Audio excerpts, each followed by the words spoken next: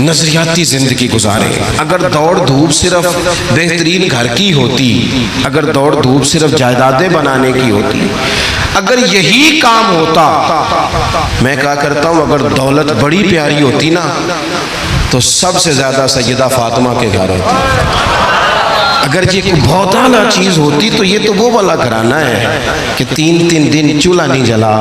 اور کنز المال میں وہ لفظ موجود ہے کہ حضرت ابو ہریرہ فرماتے ہیں کہ اونٹ کے بالوں کی بنی ہوئی چادر سیدہ فاطمہ نے اوڑھی ہوئی تھی. اونٹ کے بالوں کی بنی ہوئی چادر، اور وہ چکی پیس رہی تھی، چکی چلا رہی تھی. کہتے حضور نے دیکھا تو نبی پاک کی آنکھوں میں آنسو ضرور آئے. اور پتہ محبوب نے کیا فرمایا؟ یہ کنز المال میں موجود ہے. محبوب فرمانے لگے شہزادی دنیا میں تھوڑی سی تکلیف برداشت کرو، آخرت کی ساری عزتیں اللہ تمہیں ہی عطا فرمائے. سبحان اللہ. یہ تھوڑی دشواری ہے. یہاں ہر بندے کی بیٹی دکھی نہیں، جس کو بھی پوچھ لیں دکھی ہے، جس سے بھی پوچھ لیں حضرت جی دعا کرنا، پیر صاحب دعا کرنا، مفتی صاحب دعا کرنا، بزرگوں دعا کرنا. کیوں جی؟ بیٹی بڑی تکلیف میں. کیوں جی؟ کہتے سسرال والے کام بڑا کراتے ہیں. چکی پیستی ہے، لیبا پوتی کرتی ہے، اس کے ہاتھوں میں چھالے پڑ جاتے ہیں. ایسا ہوتا ہے کہ ستو کبھی آ جائیں تو پھر سارا دن ان ستووں پہ ہی گزر جائے. کبھی ایسا ہوتا ہے کہ 3 دن روزے رکھے جائیں اور ایک کھجور اور ایک پانی ملے افطار سحر کے وقت. یوں بھی کبھی وقت گزارا. اور میرے عزیزوں یاد رکھنا، ہم نے جو مزاج اختیار کر لیا ہے نا اس وقت، یہ جو پوری دنیا میں گاڑیاں بھاگ رہی ہیں، ملک سے باہر لوگ جا رہے ہیں، دولتیں جمع ہو رہی ہیں، یہ ضروریات کا رٹا نہیں، یہ ضروریات نہیں، یہ خواہشات ہیں. ضروریات تو پوری ہو رہی تھی لیکن وہ جو خواہشات کی تکمیل تھی، وہ جو پڑوسیوں کی بڑی کار ہمیں پریشان کر رہی تھی، وہ جو گھر کے سامنے ایک پلاٹ تھا اور دل کر رہا تھا حویلی نہ بنا لوں، وہ جو ٹینشنیں تھی انہوں نے بہت بھگایا، لوگوں کو تھکا دیا.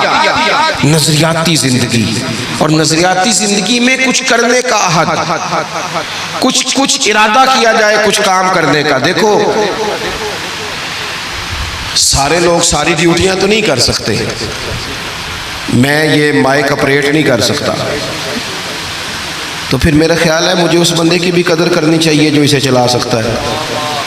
جو کام میں گاڑی میں سفر کرتا رہتا ہوں، وہ کہاں گھوم آتے ہیں تو میں تو سو جاتا ہوں کئی دفعہ گاڑی میں، لیکن ڈرائیور کو لوگ ڈرائیور کہہ کے پکارتے ہیں، حالانکہ تو سویا ہوا تھا، وہ تو جاگ رہا تھا.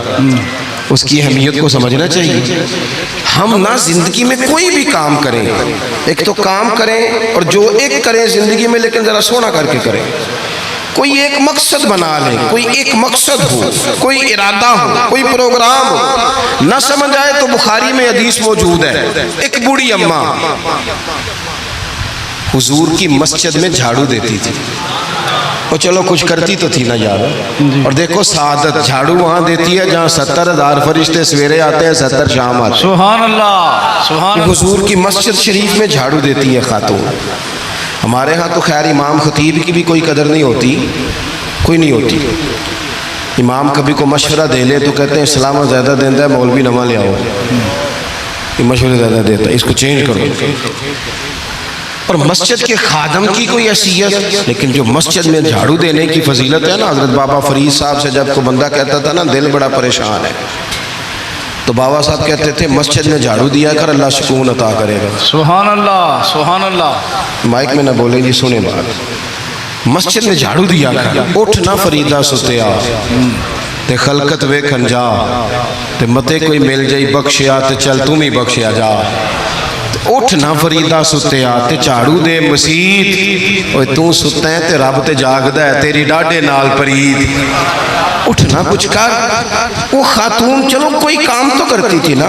دیکھو نا گلی سے گزرتے ہیں لوگ، اب وہاں کھڈا ہے، سب کا موٹر سائیکل گاڑی سب تنگ ہوتے ہیں. جو بندہ ابھی گزر رہا ہے نا روڈ پہ، وہ تبصرہ کر رہا ہے کہ دیکھو بلدیہ والے صحیح نہیں کراتے. تبصرہ جو سارے کرتے ہیں، ایک کئی تے ایک دابڑا، 2 بندے درکار ہیں، رستہ ٹھیک ہو جاتا ہے. پر اتنی محنت کرنے کو کوئی تیار ہے، کیونکہ ہمارے ملک میں جو شے سب سے عام ہے وہ تبصرہ ہے.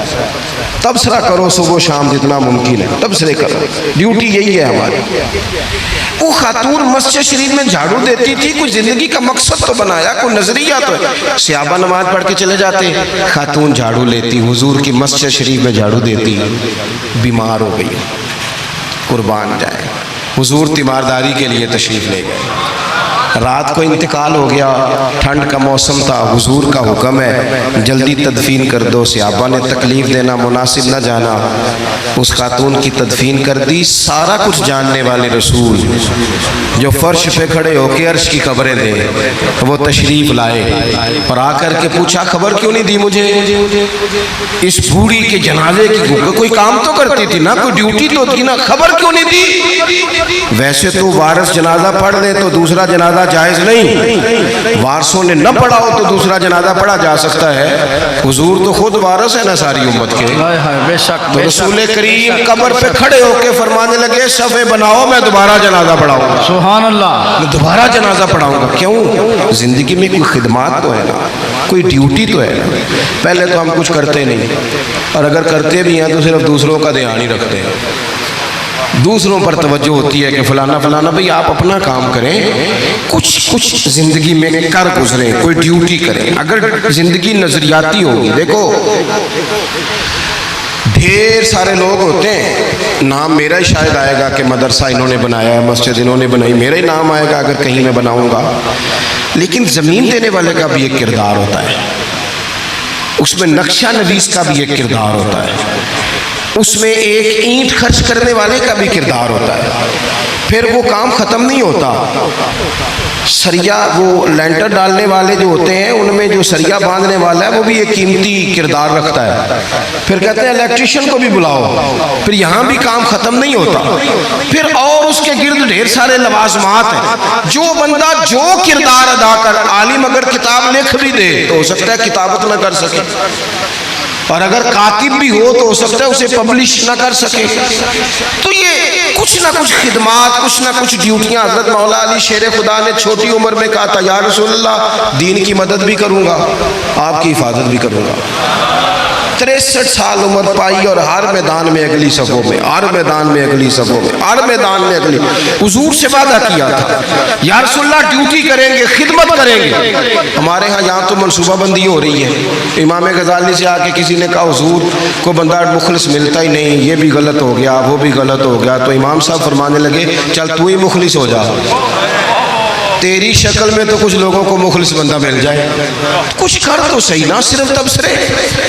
حضرت مولا کائنات نے عمر مبارک ساری دین کی خدمت میں لگائی، تو جب 63 سال کی عمر میں خنجر لگانا تو لوگ تو کہتے ہیں نا میرے پتر کا دھیان رکھنا اور میرے بچوں کا خیال کرنا اور فلانی ڈیوٹی کرنا۔ تو جب خنجر لگا تو حضرت علی کیا کہہ رہے تھے؟ فرما رہے تھے مجھے کعبے کی رب کی قسم علی تو کامیاب ہو گیا ہے، یہ دیکھو پانی پڑن سہیلیاں تے رنگا رنگ کڑے تے پریا تے اس دا جانیے نا جس دا توڑ چڑھے۔ فرمایا دیکھو میں نے کوئی ارادہ کیا تھا، آج میں کامیاب ہوا۔ باتیں زیادہ نہیں کرنی، بس ختم کرتا ہوں۔ جب یوں نظریاتی زندگی ہوتی ہے نا، نظریاتی، پھر بندہ تھوڑی سی تکلیف بھی سہ لیتا ہے۔ کوئی کام کر رہا ہے نا بندہ، صحیح بخاری میں حدیث ہے، ایک خاتون نے آ کے عرض کیا تھا یا رسول اللہ صلی اللہ علیہ وسلم مجھے مرگی کا مرض ہے، بڑی تکلیف میں ہوں۔ اللہ کے محبوب علیہ السلام سب کے لیے دعا کرتے، بلکہ حضور تو دست شفا پھیرتے تو اللہ کرم فرما دیتا، لیکن نبی پاک صلی اللہ علیہ وسلم کی خدمت میں عرض کی یا رسول اللہ صلی اللہ علیہ وسلم مرگی ہے۔ تو آج حضور نے انوکھی بات کی، وہ پیچھے صاحبزادہ بشیر صاحب تشریف لائیں، آگے تشریف لے آئیں۔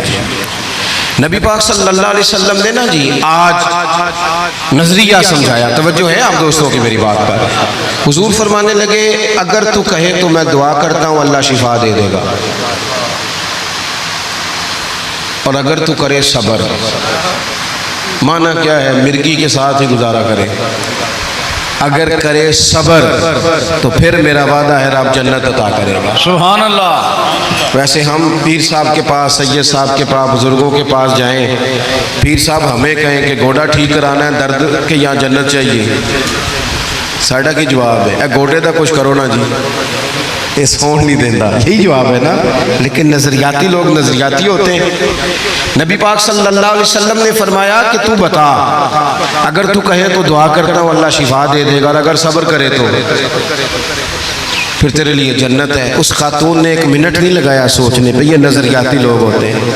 عرض کی یا رسول اللہ آپ دعا کر دیں رب مجھے جنت ہی عطا کرے. سبحان اللہ. کیا مطلب کہ میں گزارا کر لوں گی مرغی کے ساتھ، صبر کر لوں، مجھے اللہ جنت دے. حضور نے دعا کر دی.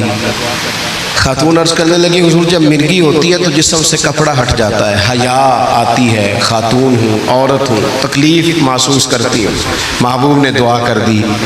صحابہ کہتے ہیں جتنی بھی مرغی ہوتی تھی اس کے کپڑے نہیں جسم سے ہٹتے تھے، جتنی مرضی بھی ہو کپڑا قائم رہتا تھا. دیر تک وہ بوڑھی اماں زندہ رہیں. خواتین ایک دوسرے سے کہا کرتی تھی کسی نے جنتی دیکھنی ہے تو اس بی بی کو دیکھو، اسے دنیا میں حضور نے جنت کی بشارت. سبحان اللہ. نظریہ ہوتا ہے، نظریہ. ویسے آنا جانا، تصویریں بنانا، گھومنا پھرنا، پلاننگ کرنا چلتا رہتا ہے. لیکن جو نظریاتی لوگ ہوتے ہیں انہیں ذرا تھکاوٹ بھی تھوڑی ہوتی ہے. نظریے کے لیے کام کر رہے ہیں نا، وہ بھاگتے ہیں، ان کا بھاگنا انہیں تھکاتا نہیں.